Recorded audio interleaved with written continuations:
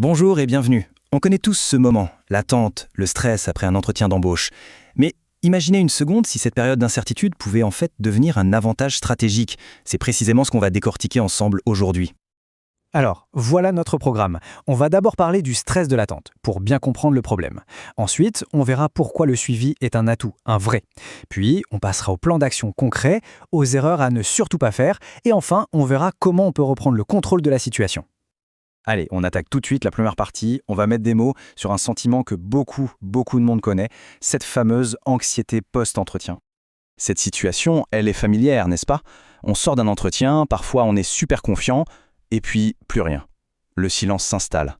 Et avec lui, des tonnes de questions. Et il faut le dire, c'est tout à fait normal de ressentir ça. Cette attente, elle peut sembler interminable, une véritable épreuve pour les nerfs. Les études confirment que ce stress est une expérience quasi universelle dans la recherche d'emploi. L'important, c'est de savoir que ce n'est pas une fatalité. Bon, maintenant qu'on a posé le problème, parlons de la solution. Le suivi, ce n'est pas du tout une démarche insistante. C'est bien plus que ça. C'est un puissant levier professionnel. Voyons pourquoi. On va tout de suite tordre le cou à une idée reçue, la peur de déranger. Faut-il s'inquiéter de paraître insistant? La réponse est non, absolument pas. Regardez ce chiffre, 80% des recruteurs apprécient une relance. Ils y voient un vrai signe de motivation. Loin d'être mal perçu, c'est un geste qui joue clairement en votre faveur. Les avantages sont vraiment nombreux. Un bon suivi, ça permet de rester dans les esprits, parce qu'un recruteur, il gère des dizaines de dossiers. C'est aussi une preuve concrète de motivation et de compétences clés comme la proactivité. Bref, c'est une occasion en or de sortir du lot dans un processus qui est souvent très compétitif. Ok, maintenant qu'on est convaincu de l'importance de la chose, on passe au concret, au cœur de notre analyse. Quelle stratégie adopter? Le quand, le comment, le quoi? On voit tout ça. Voici un plan en 4 étapes, simple et super efficace. Tout commence dès la fin de l'entretien en demandant une date de retour. Ensuite, l'email de remerciement, c'est la base. Puis, le suivi ciblé si on n'a pas de nouvelles. Et enfin, une dernière étape pour clore le processus et pouvoir avancer sereinement. Le timing, c'est vraiment la clé. La première étape hyper importante, remercier dans les 24 à 48 heures.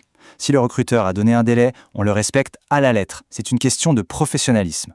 Sinon, une bonne règle, c'est d'attendre environ une semaine avant la première relance. Il faut trouver le juste milieu, ne pas paraître ni désintéressé, ni trop impatient. Mais alors concrètement, qu'est-ce qu'on écrit dans ce fameux message de suivi? 2 mots d'ordre, clarté et concision. Voici un excellent modèle. L'objet est clair, direct, efficace. Le message, lui, rappelle le contexte. Et surtout, il personnalise l'échange en mentionnant un point précis de la discussion. Ça prouve qu'on a été attentif. Et la question, elle est posée de manière polie, sans aucune exigence. C'est pro et ça marche.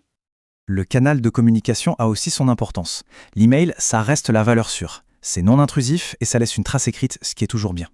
Le téléphone, ça peut se faire, mais attention, c'est beaucoup plus direct et il faut vraiment l'utiliser avec discernement. LinkedIn, c'est une option de plus en plus courante, surtout si la relation avec le recruteur a démarré là. Passons maintenant à un point absolument crucial, les erreurs qui peuvent littéralement torpiller une candidature. Parce qu'un suivi mal fait, ça peut faire plus de mal que de bien. La frontière est fine entre un bon et un mauvais suivi. Le point essentiel? Rester professionnel et patient, toujours. Il faut à tout prix éviter de paraître insistant ou pire frustré.